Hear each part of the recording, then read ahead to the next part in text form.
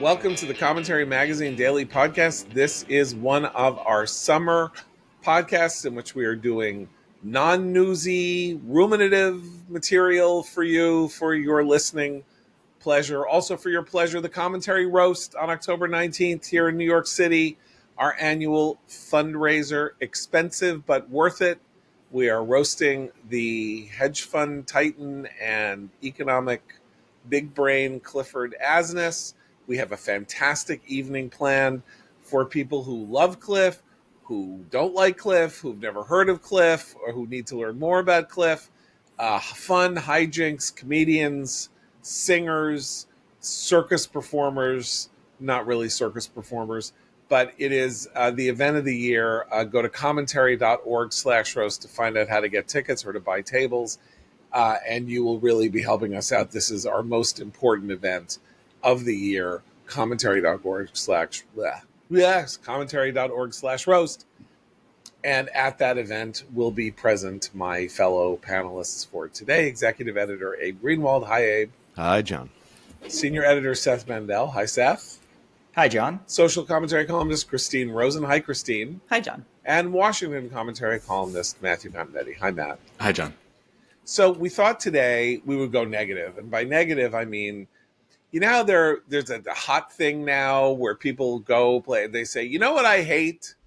I hate this thing that everybody loves. It's sort of like, I hated Titanic. Everyone loves Titanic, but I hated Titanic. Or everybody used to love Forrest Gump, but I hate Forrest Gump, or something like that. And then everybody writes about it, and then people go, how dare you? And then other people go, thank God someone's saying it. I thought we would take a moment here for each of us to talk about a great work, a universally deemed great work or notable high-end piece of writing of some sort that, in fact, we do not like, and perhaps that we do not disapprove of, and perhaps that we think is morally and spiritually bad. I don't know where this is all going to come down because we haven't discussed what our choices are, but that is what we've decided to do today. And Matthew Continetti, as you said, you were in no doubt as to what your choice is. I think you should go first. Okay. I will. I have a confession to make. I'm in middle age, 44 years old. That's not middle age. I write for a living. Early middle age. I write for a living. Consume with words. Read all day. And I'm speaking to you today as someone who has never finished a work of Charles Dickens's. I have been unable to get through a single Charles Dickens novel. I don't believe I've actually ever made it all the way through the Christmas tale, Christmas Carol. See, I even forget the title. I don't know what it is. Theoretically, I should love Charles Dickens. I recognize his genius. Individual sentences I enjoy. Even sometimes a whole paragraph. But ask me to get through more than one page, and I am like someone slogging through a vast desert, looking for water and unable to find respite. So that is my confession. I'm not saying he's morally bad, though he did have a very complicated personal life. I will say he did. But I am allergic to one of the great novelists of the English language. Would you like to know who shares your difficulty? I would. With Charles Dickens. Yes. Norman Podhoretz. One more way he and I are similar. Notable literary critic long before he was, and during his tenure not only as editor of commentary, but author, founder of neoconservatism, author of some of the most significant political works of our time, was one of the best literary critics of our time, and a student of great critics like Lionel Trilling and F.R. Leavis. And he says that Charles Dickens may have been the single greatest writer of English prose who ever lived, and that he cannot get purchase. Well, that's exactly what I mean. If you show me like an excerpt and say, read this excerpt, and I sit there and I marvel at the technical ability, But then you ask me, read Great Expectations or read Tale of Two Cities, which is short, you know, but and I just can't make it through more than 8 pages. I had the sad experience of recommending that someone read A Christmas Carol to their kids, and they said their kids couldn't take it. Now, it is written in not archaic language, and it does have like a banger of an opening, as we say, right? Jacob Marley was dead as a doornail. I mean, I am besotted with Dickens, and he was not only the most popular writer of the 19th century and the author of the single best read novel that has ever been written, from what we can tell, which is A Tale of Two Cities. Not one of his greatest works, by the way, except for the last third, which is the single greatest piece of writing about revolution that has ever been put to paper, in my view. But he created the template for what we consider the readable novel. And is there a more famous opening line, though, in all of literature? Maybe not, right? What, that Jacob Marley is dead? No, The Tale of Two Cities that you were just saying. It's not the worst of times. It was the worst of times. Yeah. I mean, the thing about him is that he created the template for the book that throws out 5 different lines of plot and then works to weave them together over a long period of time. And so every writer that you've ever loved, from Stephen King to anybody, wouldn't exist without him. But his works are dense and overlong, often because he was paid by the word. It's the famous paid by the word Victorian novel problem. Christine, where are you on Dickens? I'm ambivalent. So I was actually, and my choice. This makes me more confident in the choice I'm about to make about the disrecommend. Now that Matt has led the way, I like some of Dickens, but like Matt, I can't slog through all of it. I did like A Tale of Two Cities. So my choice is, and I note the irony because it is my white whale. I cannot stomach Moby Dick. And I have tried. I like a lot of Melville's short stories. I basically spent a summer once as a Kelly Temporary Services secretarial girl in high school, and I basically am, understanding of saying no to that sort of work, which he captures brilliantly in a lot because he himself was a customs clerk. I find him fascinating as an American literary figure. And I have tried several times to get through Moby Dick.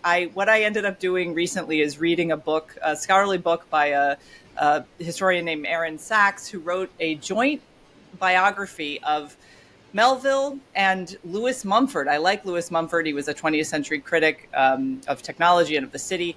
Mumford almost went mad trying to write a biography of Herman Melville. And so what Sachs does in this book, it's called Up from the Depths. I do recommend this if you're interested in these two guys. Is he sort of does a comparative biography, Melville in the 19th century, Mumford in the 20th. They were both fascinating, interesting men in their own way. And I thought, if I read this, which had a lot of literary criticism along the way, I'll want to go back and reread Moby Dick. So I finished that book a few weeks ago, and I crack open Moby Dick, and like Matt's experience with Dickens, I got about 50 pages in. I'm like, I can't do it. And I put it aside. So maybe I will try one more time to get that white whale off my back. But I prefer Melville in condensed short story form. I do like his, Billy Budd and Bartleby and all these great little stories, but I cannot read Moby Dick.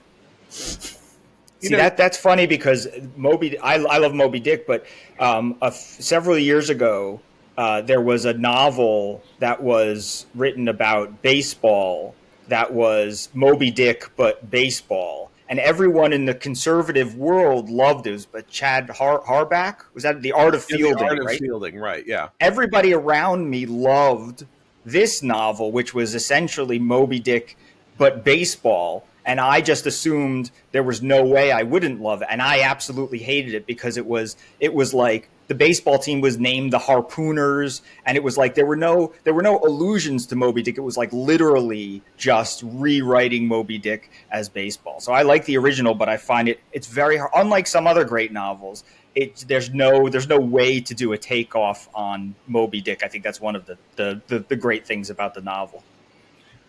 I'm in total agreement with you. I studied Moby. I took a course in Moby Dick in college, and could not quite believe I took it. We read all of Melville, but we read Moby Dick, and I found myself mystified by its reputation. And indeed, this is one of the great American stories. It did not have a reputation. It was a huge flop on its original release, and it caused Melville to undergo a 30-year writer's block.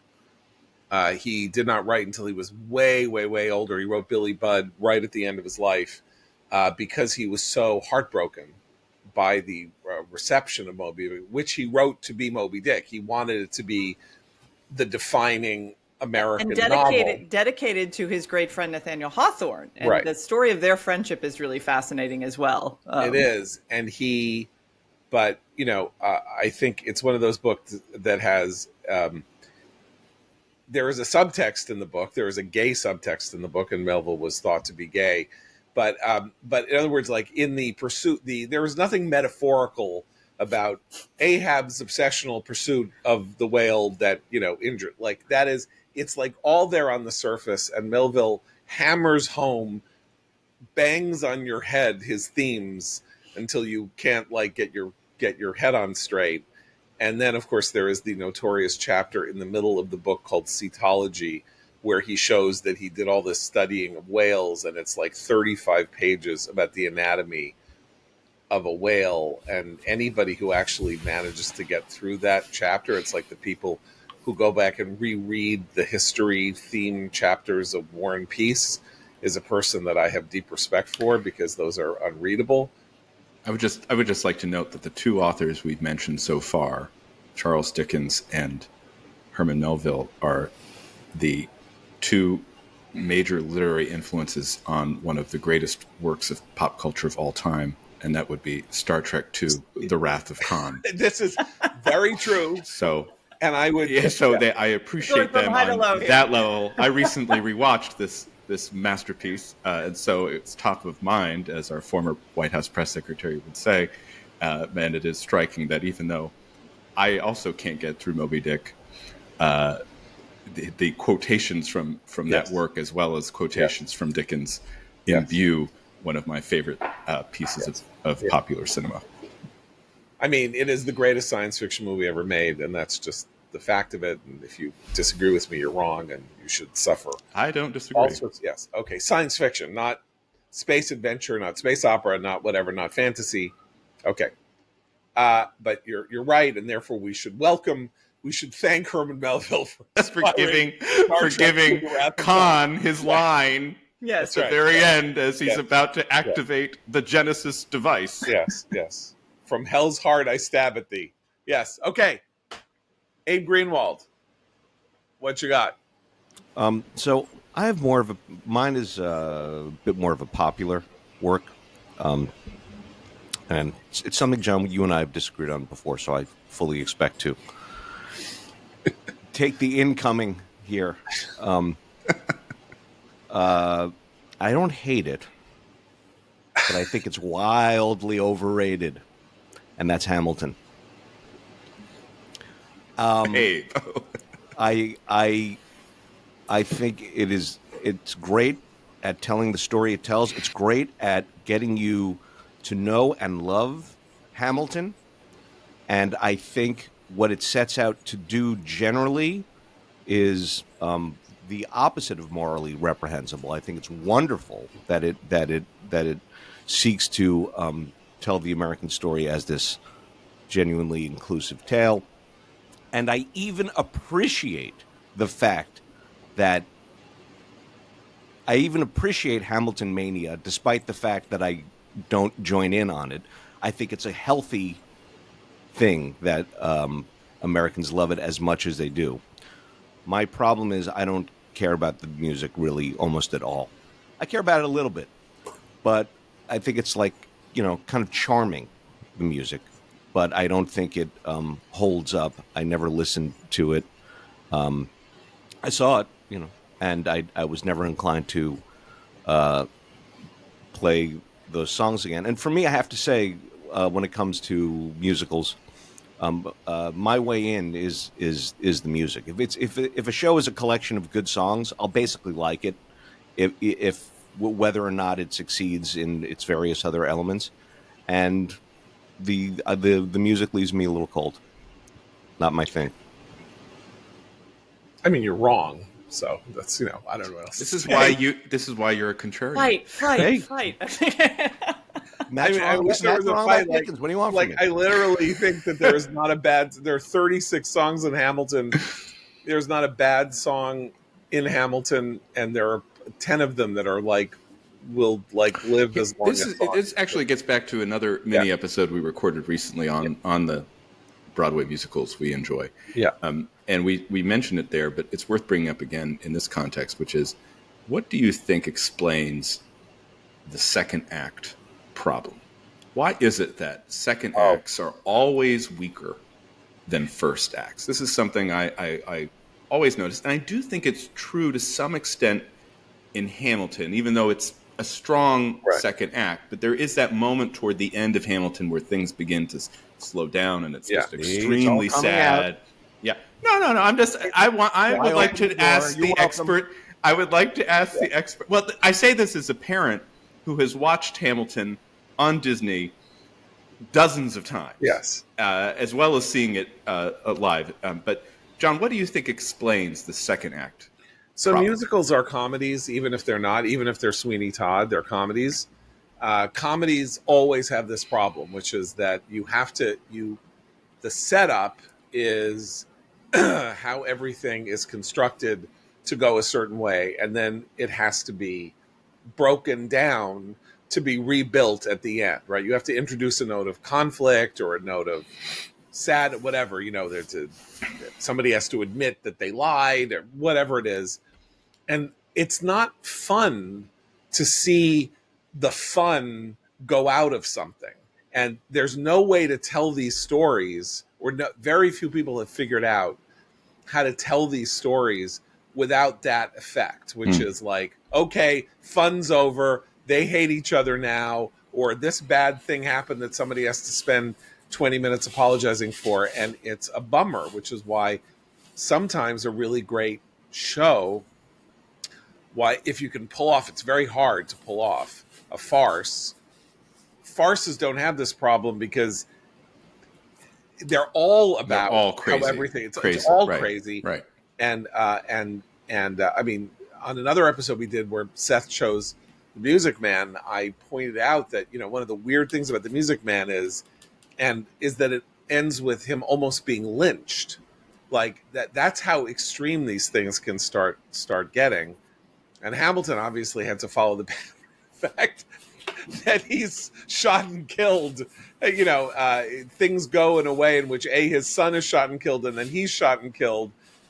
Not easy to keep up the buoyant high spirit. And also he makes a series of very bad choices, right? Not only getting into the affair, but then kind of in a preview of Jeff Bezos writing his way out. Broadcasting the fact of his affair to the world, and thus alienating himself from everyone.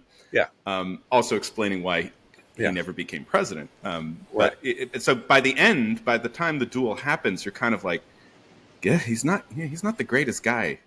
Yeah. No, but in the world. I mean, that's why you have that kind of. There's this hilarious bit in the Producers, the musical version of The Producers, which is a farce and which doesn't actually have a low moment in the course of it, where when the world's worst director is engaged to direct this show, he's like, they lose the war. That's too depressing. So here's what I'll do it, but they have to win the Nazis have to win the war. Like that is the solution. Exactly. That is the solution to the second act the second act problem. But contrarianism is always good. I'll give you an example, by the way. I have the same feeling that you do, Abe, about certain shows. I don't have it about Hamilton, but I am mystified, and it probably doesn't have the reputation it had when it came out, but because the score is second rate, about A Chorus Line, which was the show that saved Broadway in 1975. Broadway was like on its way out. Chorus Line jolted it back to life. Literally, it's given credit for sort of saving what might have been an art form that was going to sort of die out and simply become like an opera house thing. And the bizarrerie of A Chorus Line is that it was brilliantly staged, but that the songs are lousy. I mean, there's one famous song, which is the song One. But for this landmark musical that changed everything, to have a score as mediocre as A Chorus Line is very odd, and it does not stand the test of time. If you go see revivals of it, it just doesn't. Also, it's very like its big emotional moment is somebody accepting his gay, is a son telling the story about how his father decided to accept that he was gay, which is very very like people were crying in the theater because it was so moving, and now it seems pretty anodyne, to put it mildly. But that is a weirdness. I'm not going to choose A Chorus Line as the thing that I dislike that everybody likes. But anyway, so Hamilton is Abe's choice. Matt says it has longers in the second act. Just brief longueur. Okay, right. If that makes sense. Okay, The cracks are showing. So my childhood and youth included the reading of everything that everybody else's mainstream education does, except somehow The Lord of the Rings. And then it became these big movies. And I have never been able to connect with it. And I don't know if it's because you have to first connect with it when you're young in some way. I'm not a big fantasy reader in general, but I have no grudge against the genre. But yeah. So just to clarify, is it the books or the movies? So I've tried to read the books. Yes. Because of the way that everyone around me was enlivened by the movies just being made. Why it felt like a universal moment of nostalgia. But and I was like the only one. Have you seen the movies? Seen the movies, yes. And did you enjoy them? And movies, they're fine. I mean, they're fine, but I don't consider them memorable. Because I'm a huge fan of the movies, but like you, I have never been able to read those books. Tom Bombadil starts singing, and I throw it across the room. I cannot take it anymore. And I want to enjoy them because I love those movies. But yeah, I'm with you. Yeah, I like I can't find any way. I can't even sort of get on the track really with the books. I loved The Hobbit as a kid, but I didn't read the Lord of the Rings stuff until I had young boys in the house, and I read it to them, some of it, not the whole thing. That was the only way in for me, because I wouldn't have, all my adolescent male friends loved it. It was great. But reading it to my sons, one really liked it. The other was like, take it or leave it, kind of like Abe with Hamilton. But it was the experience of reading it to them is probably the only way I would have consumed the book otherwise, because it didn't, compared to The Hobbit, I just didn't like it. We have a total strike here, because I hate them. I affirmatively hate them. I didn't like them as a kid.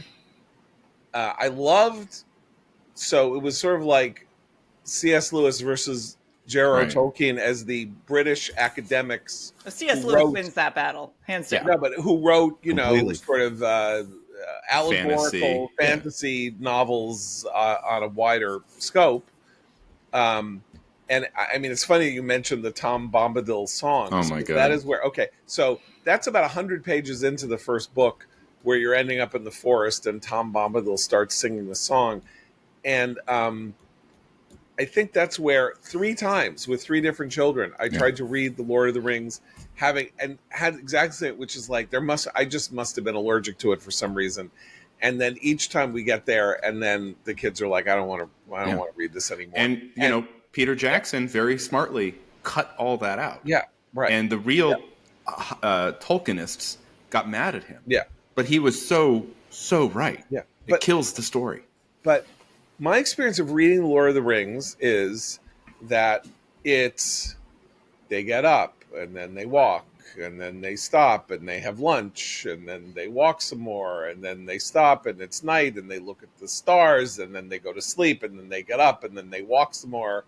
And then 500 pages in, there's a demon with a giant eyeball, and then they walk some more, and then they meet a couple of other people, and then they walk some more. I mean, it is, for a 3-volume novel of, about the end of the world and the fight between good and evil and all of that, there's a lot of walking, is what I'm saying, and not a lot of action. Yeah. And it is the most popular. We talked about the Tale of Two Cities being the most successful novel. It is, I think, number 2 or number 3 if you put the books together on these lists of best-selling novels of all time. And obviously, Dickens had like almost 100 years on Tolkien, so you could say that Tolkien was more popular than which is Dickens. To say, we are going to get so much mail about this.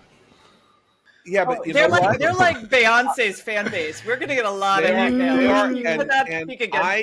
Well, that's what troubles me about the Tolkien stuff, is because I'm not at all trying to be, slate pitch, as we used to say about this. I felt left out. I felt left out. Like I watched everybody's eyes widen at the movie, I think which the was movies, beautiful, but I felt like I missed something. I think the movies are genuinely great. I love those movies, but the books I have never been able to penetrate, and maybe it is kind of relates to what Christine was saying about encountering The Hobbit when you're a kid, and then if you go from one to the other when you're a kid. I didn't like The Hobbit either. So I never got into The Hobbit either as a kid. So it's just a person. There's also, of course, I mean, we're comparing it to Lewis, where the Christian allegory is, if anything, even more pronounced. Yet I gobbled up those books, and I, in fact, read them to my kids because. And what are those books about, though? That's why you could gobble them up. Like they're about it's adventure. 3 little kids. Yeah, right, exactly.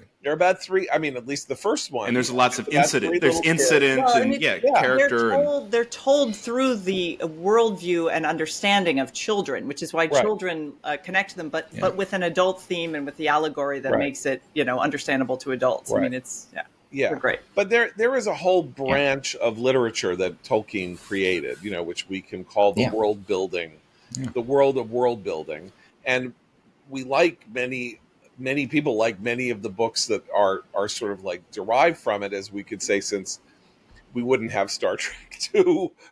Game of Thrones, which Game of Thrones. I forced you to read all 5 of those books, and I mean, I have problems with those after the first 3. I mean, I think he read first 3 are great. 3 is probably a pretty good number for books in a series, because I don't know what happens after that. Neither did George R.R. Martin, but no. But I mean, it's the world of world building where you say, okay, how am I going to take the world that we live in and twist it in a certain way and then turn it into something entirely fresh and new and make it so that you feel like you're in another place at another time in another era, and all of that. And a lot of that leaves me cold, frankly, because I'm interested in the world we live in. One of the reasons I like Game of Thrones as opposed to The Lord of the Rings is that Game of Thrones is about politics, and it's about politics and power. And so is Dune, by the way. And so those books are accessible because they deal with conventional themes. And Lord of the Rings.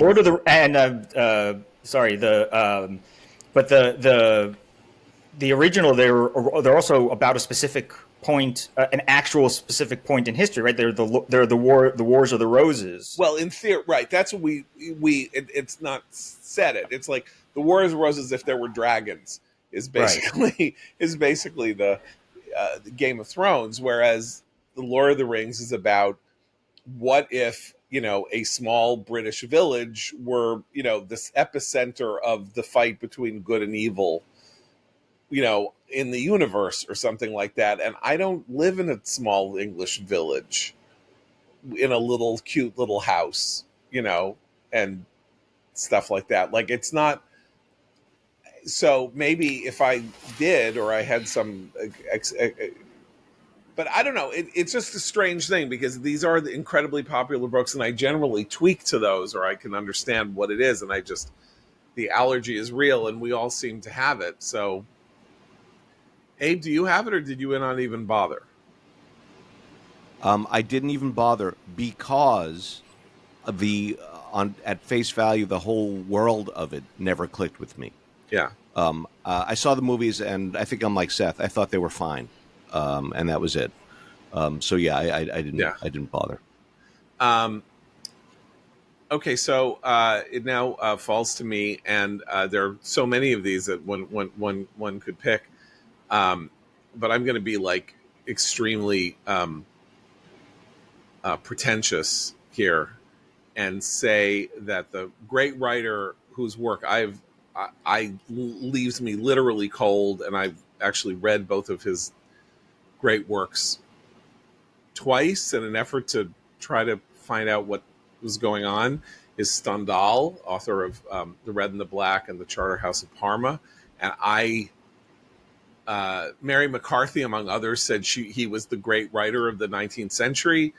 And the characteristic tone of Stendhal is the tone of kind of narrative sarcasm, or a kind of archness, so that everything is kept at a remove from the characters and what they're going through. And I've as I say, once in my teens and then once in my 30s, I did one of those, like, it's my fault, I'm in the wrong, and I will still acknowledge that a work that's 200 years old that I don't respond to is who cares that I don't respond to it? Like, Probably has some qualities that other people many, like. or there's a reason that it survived and didn't die out, as many things do. There are Most people who things are do. thought of as great writers. I mean, I would say, like, Walter Scott was considered the greatest English writer of the 19th century, and I don't think anybody reads Walter Scott now. And I read Ivanhoe last year, which is a pretty good book, but compared to other novels of the 1830s, 1840s, and 1850s, it is like reading, Colleen Hoover as opposed to, I don't know, Milan Kundera or something like that. It's a potboiler, really. And so, but he had this huge reputation. He was also the editor of the most important literary magazine of the time, which may have had an effect on his having this great reputation, because everybody wanted to praise him so that he might praise them back in the Edinburgh Review. But so there are these things, but Stendhal was a complete impossibility to me. And then I would also mention that having spent a lifetime struggling with T.S. Eliot, I now think that T.S. Eliot is the fault and not me. I mean, I think that Prufrock, Love Song J. Alfred Prufrock, his first great work, is a genuinely great poem in the English canon, and I think that most of the rest of what he produced is deliberately obscurantist, which is the opposite of what poetry actually should be, because it should be a way into depth, and it works to evade your ability to understand it. That was his project. He said so. He wrote essays about this. It was a kind of turning the act of writing poetry or literature into an elite club that only certain people could join. And Christine is holding up. That's the Wasteland. Oh, the Wasteland. She's holding it up because she has it on her desk. It's in my bookcase. It's in your bookcase, so you have it because you are now going to disagree with me. I mean, a little bit, yeah. I mean, go I ahead. think it's Ash Wednesday. There are other poems of his that I think really do hold up. Beyond Prufrock. I mean, I'm just looking. I mean, I I kind of like a lot of what's in this edition of The Wasteland and Other Poems, which is old. It's an old Harvest book. It costs $1.25 when I, but Love those. yeah, this is like from 1962. This edition, he does hold up. Not everything. He's inconsistent. He's not. We talked about Larkin when we were discussing writers the other day, and he's no Larkin, but there's something there. I think more than just Prufrock. So I found as I get older, I return more and more to the four quartets. Yes, excellent. And less the early Eliot, but more the four quartets, which are obscure, but in a different way than The Wasteland, where you turn to the footnotes in The Wasteland and they're even more obscure than the actual that's true. phrases that they're referring to. But I think four quartets are the genuinely great poems. I mean, it's funny because then you could also, I mean, it's one of those things where you start it down this and then it's like, oh, I mean, now I'm going to mention another book that everybody loves that I don't like. But I do think like 40 years ago when I was in college, or 4 or 5 years ago when I was in college, it was still thought that Ulysses was the great novel of the 20th century. And I really wonder whether anybody really holds that view anymore. And it has something to do with the choking, stifling effect of modernism on the cultural conversation of the day, that Ulysses, which is again deliberately obscure and is completely transparent compared to Finnegan's Wake, his last work, James Joyce's last work, but that reading something and going, I don't know what the hell is going on here, I better go back and read and see if I can figure out what it is, since Ulysses is the taking of a single day in Dublin and the life of a sort of single person over the course of a single day in Dublin, and then turning it into some version of the Odyssey, which itself is an fascinating project that doesn't entirely make logical or metaphysical or narrative sense whatsoever. But I do think that the journeys of reputations of books and writers is a very, very interesting thing. Trollope, who was probably my favorite Victorian writer, was in a complete eclipse for many, many, many decades because his autobiography came out and he said, I wrote for money, and here's how much money I made on every book, and any writer who tells you he doesn't write for money is a liar. And he was considered vulgar and cheap and low, and wasn't part of the project of writers being the unacknowledged legislators of the earth. And then sometime in the 1950s or 1960s, people were like, oh my God, this guy's fantastic. These books are amazing. And so, I think now if you were going to rank Victorian writers, you would probably have Eliot, Dickens, Trollope would be like the three that anybody would mention in a single breath. And I think Joyce has fallen. Although I have to say, can't get back on up. Joyce, I really wanted to love Ulysses because I did love Portrait of the Artist as a young man. Yeah. And I sort of assumed, and I had sort of gotten to Ulysses in the proper order. And I love Dubliners, too. And then I had the same experience. John, it's funny that you brought up Stendhal, though, also because the Times just ran actually an essay that would probably make you feel justified. But the Times just ran an essay on how Machiavelli isn't the one to read. The Charterhouse of Parma is the one to read about living in a time of, power-hungry politicians and whatever. It was meant. It's basically essentially being repurposed as a book of the resistance to Trump.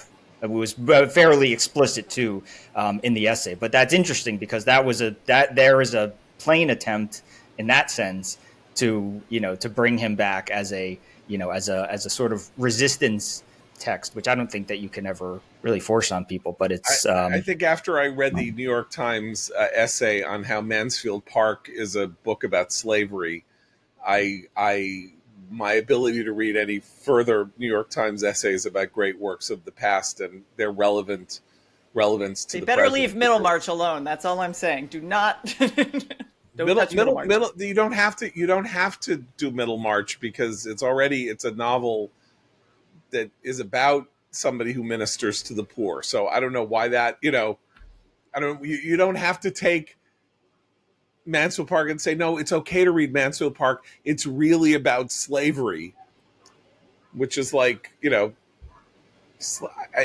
most preposterous essay in the history of, and I just reread Mansfield Park, which is why Mansfield Park is about human arrogance and the idea that you can control, the thing to do is to control nature and reform the world around you topographically, because your own lives are spinning entirely out of control, and only a person who is completely passive and accepts her fate is a person who is a person of wisdom and integrity. It's not about slavery. Anyway, so that was a bad essay. We could also at some point maybe we'll do our. I think in general we can disrecommend the New York Times. There we go. Strong disrecommend from me. Yes, from the New York Times.